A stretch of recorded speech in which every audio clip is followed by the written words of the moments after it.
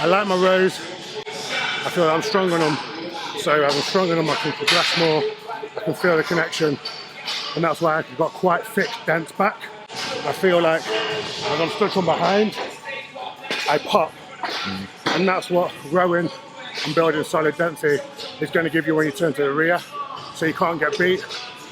I do a second back day where I'll primarily focus more on individual movements in terms of isolateral pull downs and rows, just to build up my symmetry and sort of not prevent injury, but just make sure that we're connecting both sides. And it's a slightly lighter session than what I would do on my heavier row dominant session. Breakfast and barbells, everybody. On a Thursday for Thanksgiving. So it is Thanksgiving here in America. Today I'm gonna hit back and we are at Destination Dallas. And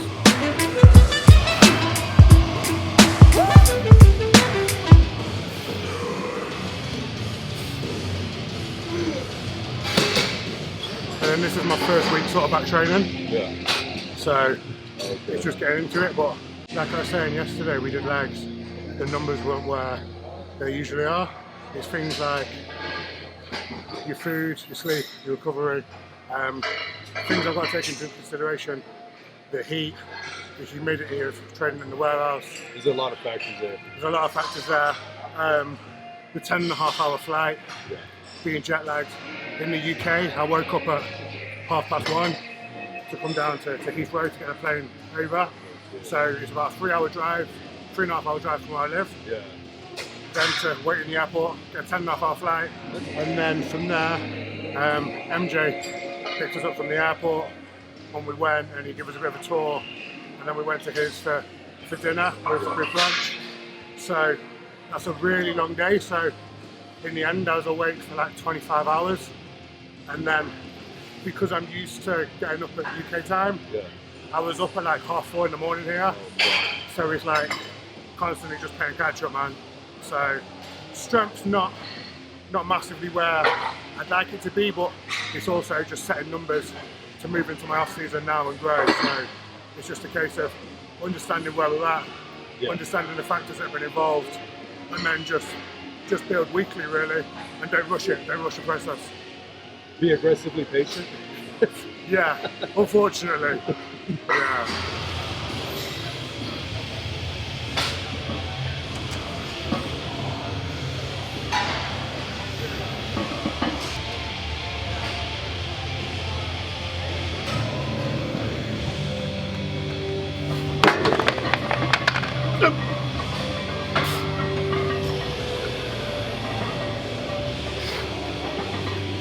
Yeah.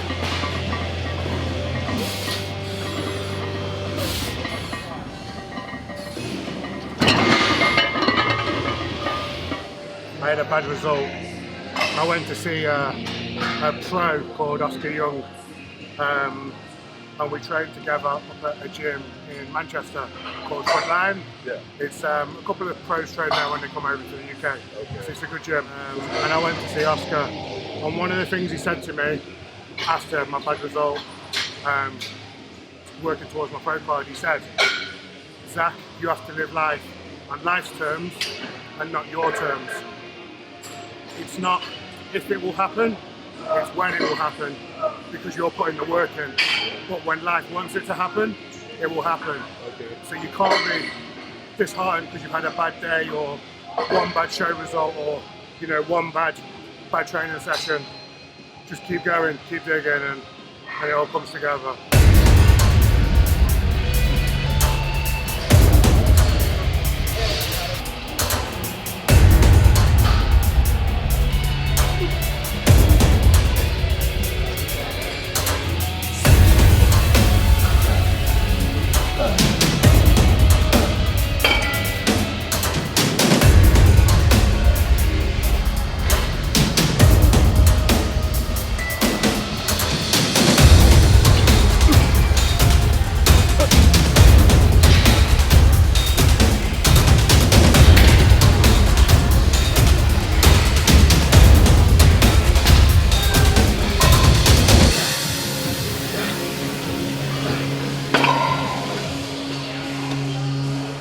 I do a second back day where I'll primarily focus more on individual movements in terms of isolateral pull downs and rows, and it's a slightly lighter session than what I would do on my heavier row dominant session. So when I say slightly lighter, it's only because I'm pulling single arm rather than dual arm.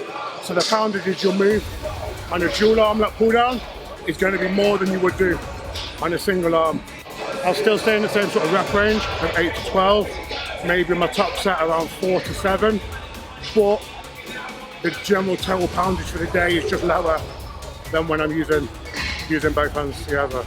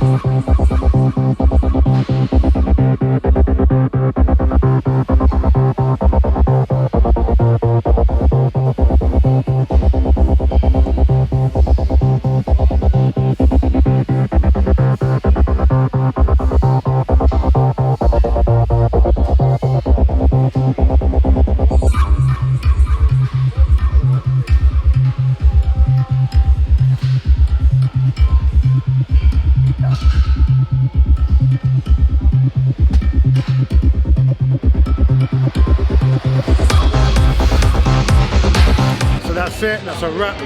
That's back on biceps at Destination Dallas. This is my last day here. I want to say thank you very much to Nick and Khan for helping us film.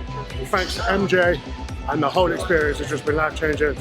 Peace out, and remember, stay relentless and no compromises.